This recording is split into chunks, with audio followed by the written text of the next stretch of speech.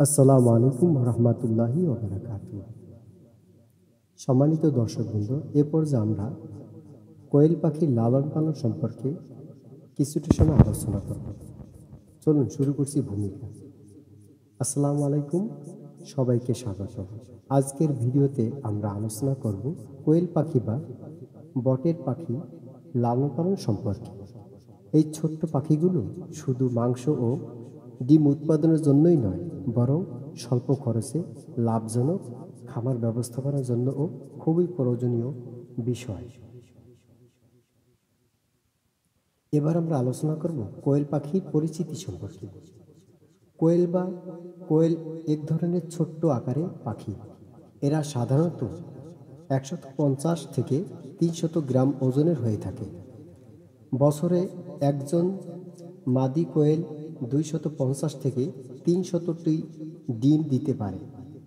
কোয়েল ডিম পুষ্টিগুণে ভরপুর এবং মাংস ও সুস্বাদু ও পুষ্টিকর। বন্ধুরা, এরপর আমরা আলোচনা করব খামার স্থাপন ও পরিবেশ সম্পর্কে। কোয়েল পাখি পালনের জন্য খুব বেশি জায়গার প্রয়োজন হয় না। আপনি চাইলে বাসার উঠানে, ছাদে বা অল্প জায়গাতেও শুরু করতে পারেন। তবে খামার স্থানে ন্যূনতম শর্তগুলো একটু জেনে রাখার প্রয়োজন। চলুন আমরা জেনে আসি। 1 নম্বরে পর্যাপ্ত আলো বাতাস প্রয়োজন রয়েছে। দ্বিতীয়ত, রৌদ্র ও বৃষ্টির হাত থেকে সুরক্ষা করতে হবে। তৃতীয়ত, ভালো বায়ু চলাচল থাকার ব্যবস্থা থাকতে হবে। চতুর্থত, শুষ্ক ও পরিষ্কার পরিবেশে লালন পালন করা দরকার। প্রতিটি কোয়েলের জন্য কমপক্ষে 0.1 বর্গফুট জায়গা প্রয়োজন রয়েছে। বন্ধুরা, এরপর আমরা খাঁচা ও সরঞ্জাম সম্পর্কে জেনে নেব। খাঁচা সাধারণত 3 তলা বা 4 তলা বিশিষ্ট হয়ে থাকে। একটি খাঁচায় 20 থেকে 25টি কোয়েল পাখি রাখা যায়। খাঁচাগুলোতে থাকতে হবে যেগুলি বিষয়বস্তু সে সম্পর্কে এবার আমরা জানব। 1 নম্বরে খাবার ও পানি রাখার পাত্র। 2 নম্বরে ডিম সংগ্রহের জন্য ঢালু তল। 3 নম্বরে সহজ পরিষ্কার করার সুবিধাসমূহ। প্লাস্টিক বা তারের খাঁচা ব্যবহার করলে পরিষ্কার রাখা সহজ হয়ে যায়। বন্ধুরা, এরপর আমরা আলোচনা করব খাদ্য ও পুষ্টি সম্পর্কে। মূলত কোয়েলের জন্য সুষম খাদ্য অত্যন্ত গুরুত্বপূর্ণ।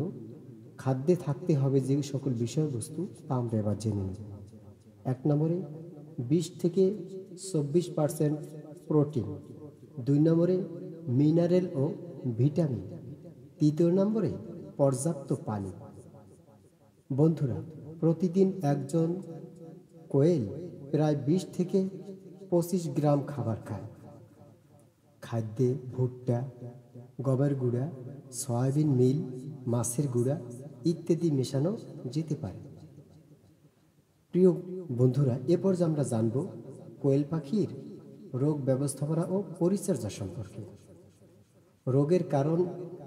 রোগের কারণে অনেক সময় ক্ষতি হয়, তাই খামার পরিষ্কার রাখা খুবই জরুরি। কিছু সাধারণ রোগ সম্পর্কে এবার আমরা অবগত হব। 1 নম্বরে নিউক্যাসল ডিজিজ। 2 নম্বরে ফাউল পক্স। 3 নম্বরে প্যারাসাইট। বন্ধুরা, এবার আমরা জানব প্রতিরোধের কি ব্যবস্থা হতে পারে এ সম্পর্কে। 1 নম্বরে নিয়মিত ভ্যাকসিন প্রয়োগ করুন। 2 নম্বরে পরিষ্কার পানি পান করান। 3 নম্বরে খাঁচা ও পরিবেশ জীবাণুমুক্ত রাখুন। প্রিয় বন্ধুরা, এ পর্যায়ে আমরা উৎপাদন ও বাজারজাতকরণ সম্পর্কে অবগত হব। মাদি কোয়েল 45 থেকে 50 দিনের মধ্যেই ডিম দিতে শুরু করে। প্রতি মাসে একটা কোয়েল 20 থেকে 25টি ডিম দিয়ে থাকে।